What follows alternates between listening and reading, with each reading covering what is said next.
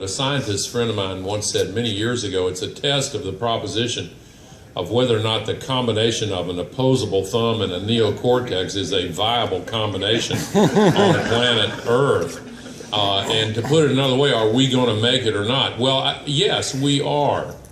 And when I express my total sincere conviction that we will, it's partly an act of will, it's partly a temperamental predisposition, but it's also based on a really firm belief that we have within us, as a species, as people, as human beings, an ability to rise above the limitations that we sometimes feel are holding us down and back. We do have that capacity. Our species has lived and evolved on the bubble, so to speak, for a long, long time. And now here we are, and man, it's getting a little hairy. I mean, it honestly is. And I'm looking at Rosina Bierbaum and how she talked about how the challenge is just so awesome scientifically when you look at what we have to do. But we have to do it. I really get such a charge when we get into the optimistic projections about how we can do it and how we are going to do it. I love that Jim Kim, the World Bank head, remembered the analogy to cell phone use. And you know, back in 1980, AT&T did this long, very careful market projection. The new cell phones had just come out, mobile phones. I remember, Kristen will remember, my friend Tom Downey was a congressman from New York, and I used to go over to his house for dinner, particularly in the summer. And I called him up. I was an early adopter, had one of these big early cell phones, big clunky thing. I thought it was the coolest looking thing in the world. A telephone you can walk around with. Oh my God. And you didn't even need a suitcase, you know. It was, so I called him up and said, what about dinner tonight? Is it okay to come over? He said, yeah, come on over.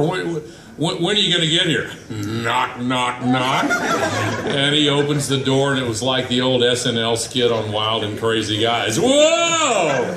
And it was back at that time, 1980, when AT&T did this big market survey, confidently projecting with all the calculations and figures about how many people will own cell phones by the year 2000, then 20 years out. And they came up with the outlandish figure of 900,000 people will own cell phones. Well, by 2000, the figure was actually 109 million, which means they were way, way, way off. And why?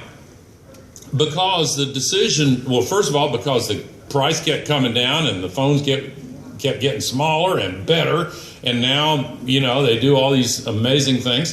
And the purchasing decisions weren't being made by utilities or big centralized institutions. They were by people, some of whom were early adopters, and others were just watching the improvements steadily. And also, in the poor countries of the world, they said, oh, wait a minute, you mean we don't have to do what AT&T did and put all these telephone poles up everywhere and string lines everywhere? We can just leapfrog all that stuff and go straight to this. We're in.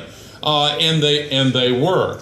And now, instead of 109 million, 12 years, 13 years later, instead of 109 million, not 900,000, not 109 million, now it's 5 billion people have these things. Okay, what does that have to do with global warming? Well, the alternative technologies to what the stuff that's making this crisis is also getting cheaper very steadily, very rapidly, and getting better and more efficient. And it's also something we can purchase as individuals and as individual business owners and homeowners and just folks. And by the way, in poor countries where it's really taking off, they've come to the same conclusion. Wait a minute, we don't have to put all these electric lines up over the landscape and put the poles in and attach the electric lines to the non-existent telephone poles the way they do in the United States. We can just put them on our rooftops.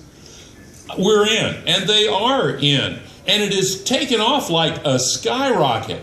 And the projections that have been made just 10 years ago, 15 years ago, like the other cell phone projections, not only wrong, they're way, way, way wrong. So here's a statistic. Within less than 7 years, 86% of all the people in the world will live in regions where it will be possible to buy electricity produced by solar photovoltaic cells and cheaper than it is to buy electricity made from burning coal. Now, you know, the difference between 32 degrees and 33 degrees is a difference of more than 1 degree. It's the difference between ice and water.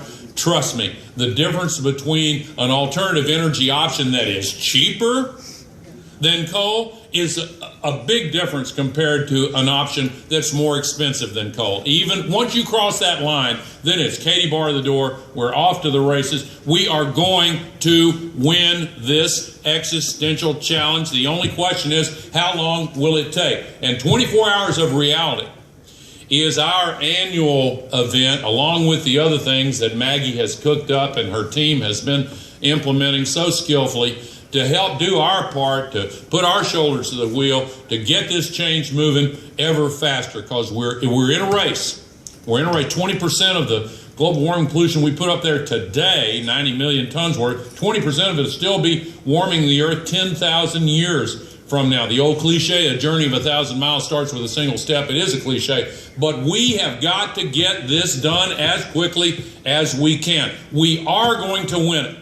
We are grateful for your help, but be of good cheer. This is a joyful task.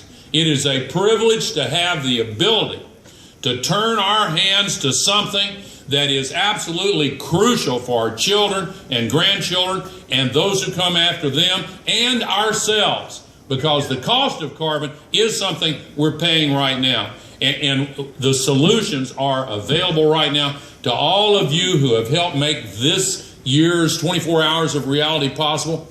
Thank you, thank you. For those of you who have told us you're going to help with our other programs and help us succeed in all this, I am more grateful than I can possibly say. Thank you very, very much.